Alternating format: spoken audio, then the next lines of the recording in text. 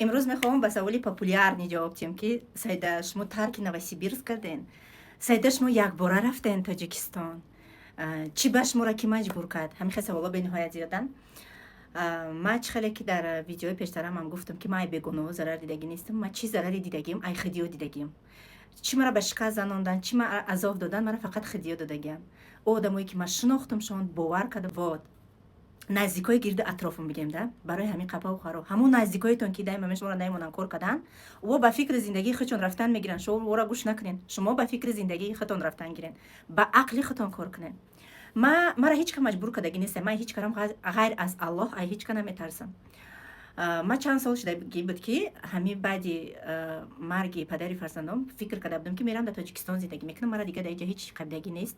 ما باید تاجیکستان برم. نه فقط خواندن کودکو، جوراهای کودکو، جایی که ما آموخته شدگیم 15 سال خیلی خوب بگنده در نوسیبیر زندگی کردم. همین سری مرا میگرفت.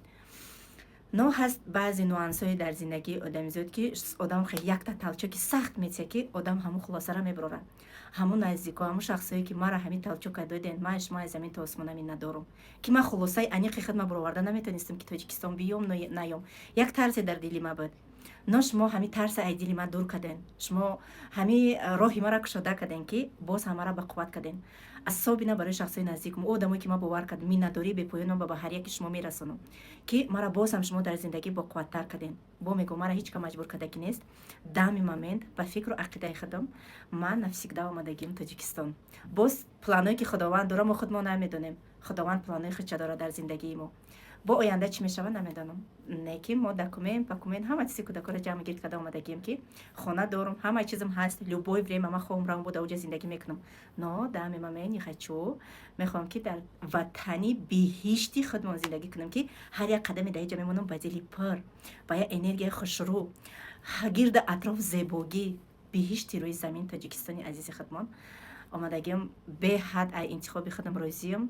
خانه های زیبا اینقدر وزموج نیستی. خداوندی مهربان شرکتی فبرلیک دادگی زندگی ما در کدام گوشه که نباشه انشالله ما پیش بردش میتونم. فکر عقیده های شما را در کامنتر انتظارم که ما کاری خوب کردم یا اینکه کاری گنده.